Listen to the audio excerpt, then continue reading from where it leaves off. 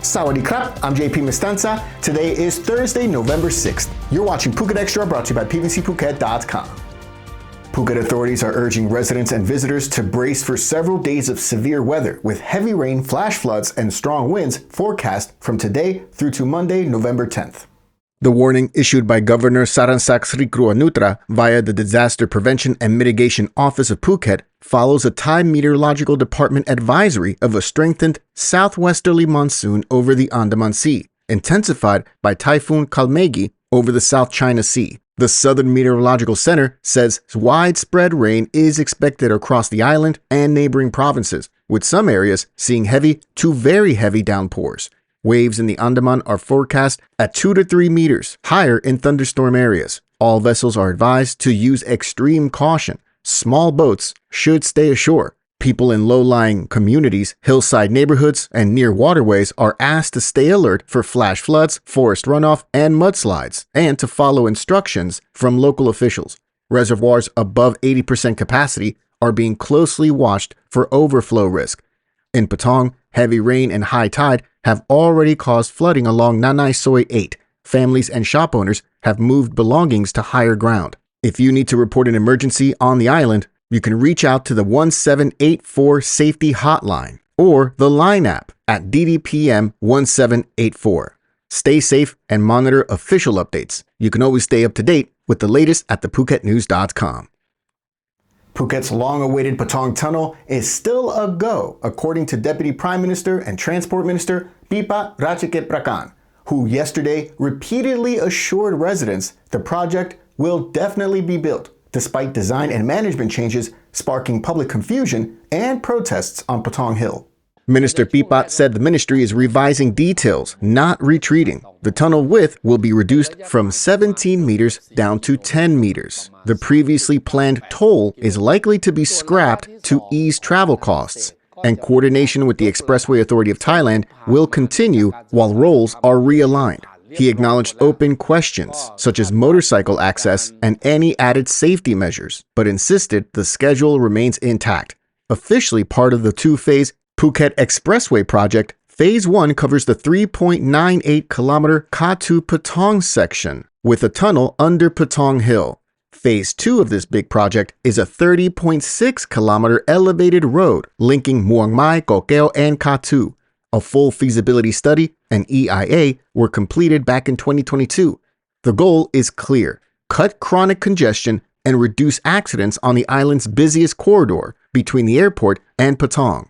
The project is now in procurement, with bidding targeted by 2026 and construction slated to begin next year. Mr. Phiphat said the tunnel section is expected to be toll-free, while the elevated road may operate with a toll, giving motorists a choice. The Transport Minister's comments comes just 2 days after Patong officials, Phuket town leaders, and local business community leaders voiced their opposition to the reduction of the Patong Tunnel project. Ex-Patong Mayor Chalamsak Manisri led a protest at the Patong City sign on Patong Hill, lambasting Phiphat's decision, while a meeting in Phuket town saw 24 private sector groups demand that the central government expedite key infrastructure projects for Phuket. For more, visit thephuket.news.com. Police say they've arrested a 27-year-old Russian man accused of promoting online drug sales by pasting QR code stickers around Phuket. Cherngtalay officers identified the suspect as Semyon Kasparian, seen on CCTV affixing stickers to a street lamp on Soi Bang Tao 2 on October 31st. He was found hiding on Koh Samui on Wednesday night and is being brought back to Phuket for questioning. The case accelerated after Phuket MP Chalermpong Sangdi warned on social media about a new form of drug trafficking targeting tourist areas. Investigators recovered multiple stickers printed with drug abbreviations such as KET, LSD, MDMA, and a QR code that led to a login-gated site, allegedly directing buyers into crypto-based payment groups and pickup arrangements. Police traced a Honda ADV 160 rental to a cut-on shop, linking the bike and the man in the footage to the suspect. An arrest warrant followed. Authorities are now working with the Office of the Narcotics Control Board and cybercrime units to map the network, block related websites, and determine whether others are involved. The stickers have been seized as evidence. Officials stress this is about public safety and Phuket's reputation. Residents, hotel operators, and visitors are urged not to scan unknown QR codes in public spaces. MP Chalermpong called for swift, coordinated enforcement, warning that digitally driven drug markets can spread quickly and harm the island's image. For more, visit thephuket.news.com.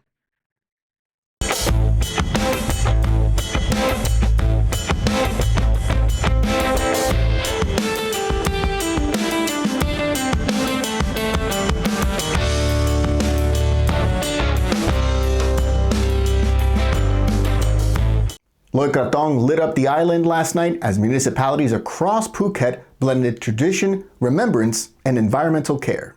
In Patong, Mayor Lalita Manisri opened celebrations beside a temporary pool built on the beach, 6 meters wide, 60 meters long, and 80 centimeters deep, urging residents and visitors to float eco-friendly krathongs there instead of at the sea to cut marine waste. A 93-second silence honored Her Majesty Queen Sirikit, the Queen Mother, before performances and family activities drew large crowds.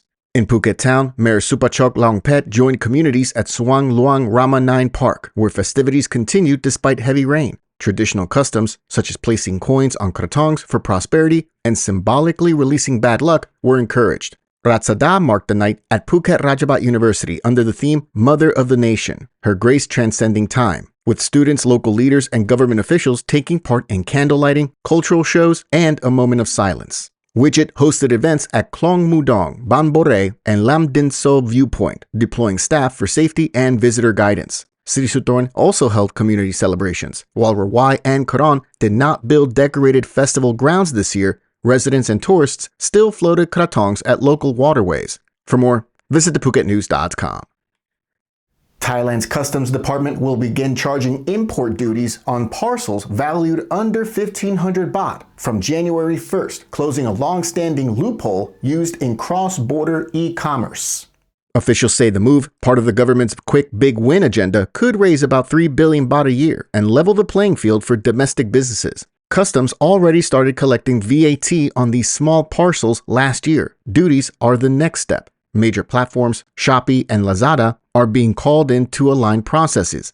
Platforms will have to declare each item's value and tariff code. Shipments lacking full data may face delays. In the longer term, Customs is studying a flat rate duty per parcel to simplify collections. 2 companion initiatives were also announced. A trade enabler package, upgrading Lat Krabang as an export checkpoint, allowing smoother transshipment at Lam Chabang and speeding tax refunds for exporters, as well as a social protector plan, all to work with platforms to curb illegal or restricted goods. In addition, Customs also plans to curb reward payments to senior officials from seizure cases in order to avoid conflicts of interest.